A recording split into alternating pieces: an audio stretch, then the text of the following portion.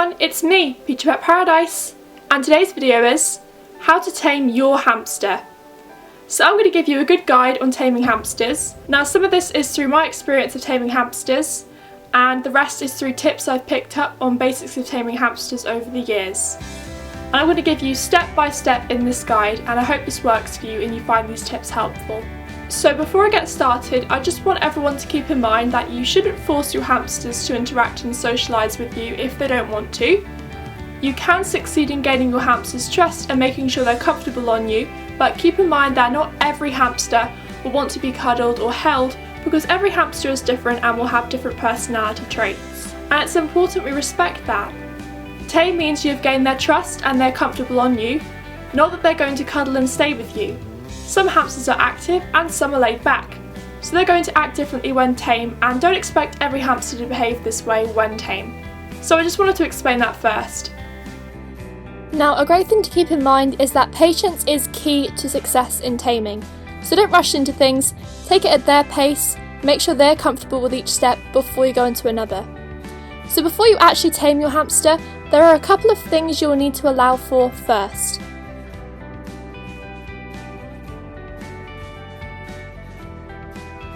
The first thing when it comes to taming is when you've brought your hamster home, you'll want to leave them in their cage to settle in for around 2 to 3 days. Some can take longer to settle in and others can take up to a week. I find a week is best, as this gives them more time to settle in and adjust to their surroundings. You have to remember they have been taken away from their litter or their home and taken to this new strange place, so they aren't going to warm up to it straight away. And by giving them more time to settle in allows them time to calm down, make their new environment feel more safe, and of course a home. And make sure you don't disturb them within those few days or a week, because that could stress them out, which could affect their settling in process. After those few days to a week, you can start to interact with your hamster.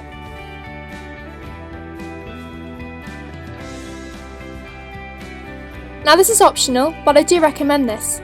I suggest talking to them softly outside the cage quite often, so that they recognise your voice and adjust to it. It's even better if you have a radio you could use, so you could put this on a low volume when you're out of the room, and that gives them some time to adjust to voices and talking, especially if you have lots of people around. They would have to deal with different sounds, so in these cases by having a radio there can help them adjust to voices and sounds, and can really benefit your hamster too.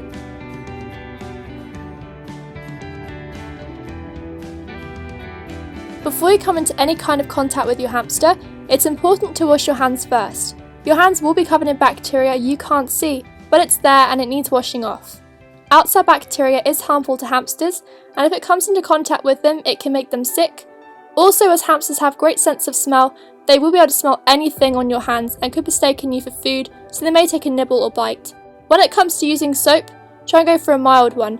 You don't want to go for something with strong essence, because hamsters don't like strong smells and that can cause them to nibble you, so use a mild soap.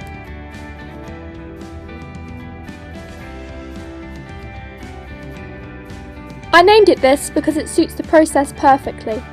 For this, you'll need to take both hands and rub them in your hamster's bedding everywhere. This way, their scent will rub onto your hands, making your hands smell more familiar to your hamster, but also coating and spreading your scent all over their bedding. And this should help them adjust to your scent, and they could even consider it as a homely smell. So this works wonders for you both and should help hugely with making them less afraid of your hands. Now for the interacting part. You'll want to place your hands in the bottom of their cage and wait for them to approach your hands. Make sure you don't go up to them, because that can scare them and they could see you as a threat, so be careful and let them come up to you. Once they are awake, see if they come near your hands and see how they act around them. Hopefully they should come and sniff them or even walk on them. You can try giving them some food or a healthy treat and place that in the centre of your hand, and this should attract them by the scent of the food, so hopefully they'll want to come and take it and eat it. If they do, then you can give them some more and continue this within the next couple of days. But some hamsters just aren't that food motivated, so it can be quite hard.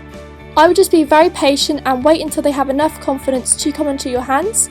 Within those couple of days, try getting your hamster used to walking on your hands or taking food from your hands, and make sure at the end of this your hamster is comfortable with being on your bare hands. You can use gloves if you're wary of your hamster biting you or if your hamster is nippy, but you will need to take those off at some point, as the whole idea of this is to get your hamster to trust your hands and get used to your scent. And sometimes gloves can slow down the hand taming process a little bit, Just make sure at the end of this your hamster is comfortable with being on your bare hands. Once they seem to be quite content and trust your hands, letting you stroke them, you can now start taming them.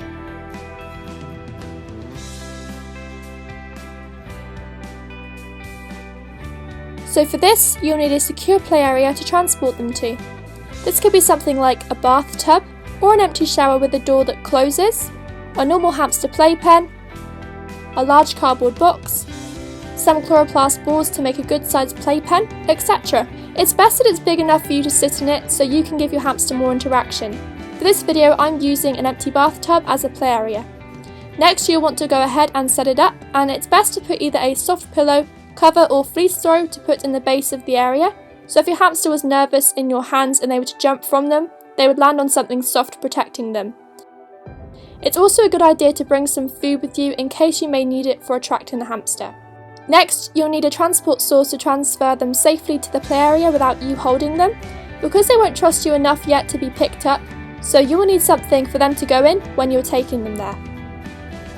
So for this you could use something like a hideaway, a tunnel, a carrier, a hamster ball, or even a fairly large cup, and put that in the cage and let them go into it.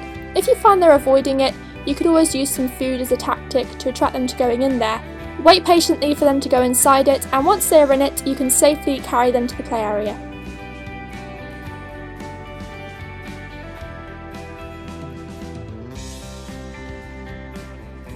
So now you'll want to place them down in the play area and sit in the playpen with them. Let them walk around, let them sniff you, and maybe even climb on and off you. If they do, that's a great sign of trust already. And make sure, as previously mentioned, you don't go up to them, let them come up to you. Make sure you are feeling confident when they are out with you. If you are feeling nervous or scared, then hamsters can sense that, and that can make them scared and wary of you, and it can make them harder for them to trust you. So it's important that you're feeling at a good state of mind when having them out and interacting with them. A great tip I recommend is to make sure you know what your hamster's personality is like. So whether they are active or laid back, an active hamster is more likely to run up to you confidently and maybe occasionally sit on you, whereas a laid-back hamster is more likely to want to stay and cuddle with you and then maybe go off and have a little explore. Of course, they won't be like this if they are not tame, so keep that in mind. Give them time to explore, just so they get used to your scent and body. If they're running away from you, then they're definitely scared and they don't trust you yet, so it'd be a good time to use that food source to attract them to coming on you more. So take some food and place that around you, on you, and wait for them to come onto you, and hopefully if they're food motivated enough, they'll come and eat the food. If not, just give them extra time to climb on you until they're comfortable enough. So repeat this process until they are finally comfortable with being on you. If you find yourself having to use food commonly, then try and decrease the food each time until there's none left, otherwise they could just be using you as a food source. They need to know you are not a threat, you are there to play and socialise with them and you are good. So repeat this process until their confidence improves and constantly monitor their behaviour around you. Once they reach the stage of happily climbing on you without food and even on your hands, then you're well on your way, and this shows your hamster is comfortable with this step.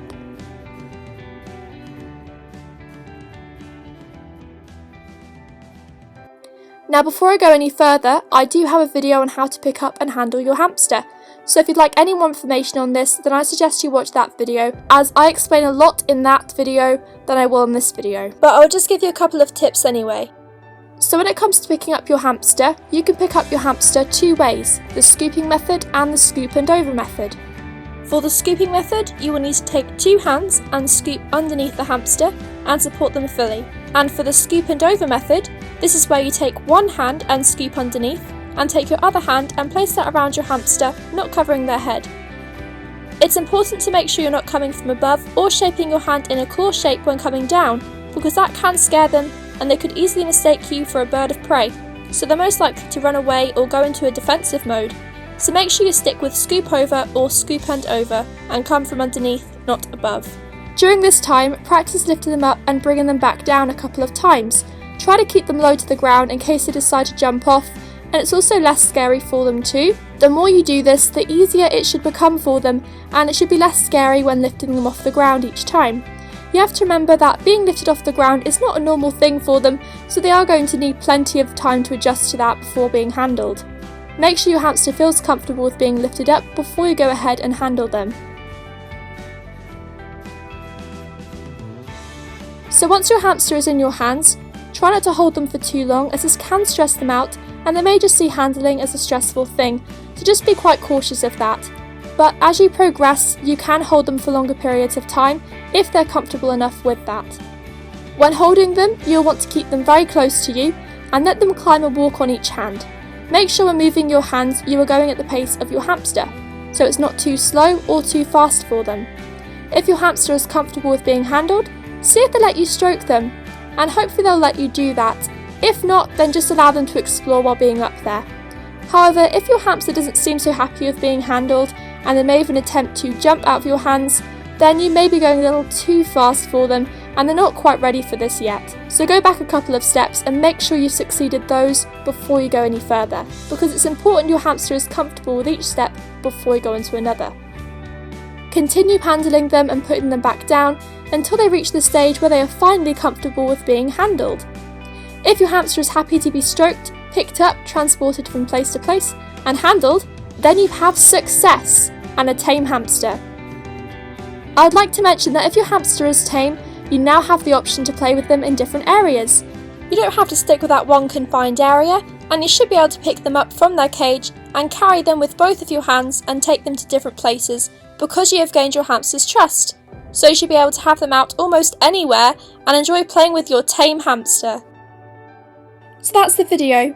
I really hope this guide works for you and you found this helpful. Just remember to take it at your hamster's pace. And remember, not every hamster will be tame in a couple of weeks. Some can take up to months depending on that hamster, as every hamster is different. So I really hope you found this guide helpful, and hopefully this will help tame your hamster. So any comments or questions, leave them down below. If you like my videos and want to see more, then go subscribe. And if you enjoyed the video and found it helpful, then don't forget to hit that like button, and we'll see you next time. Bye!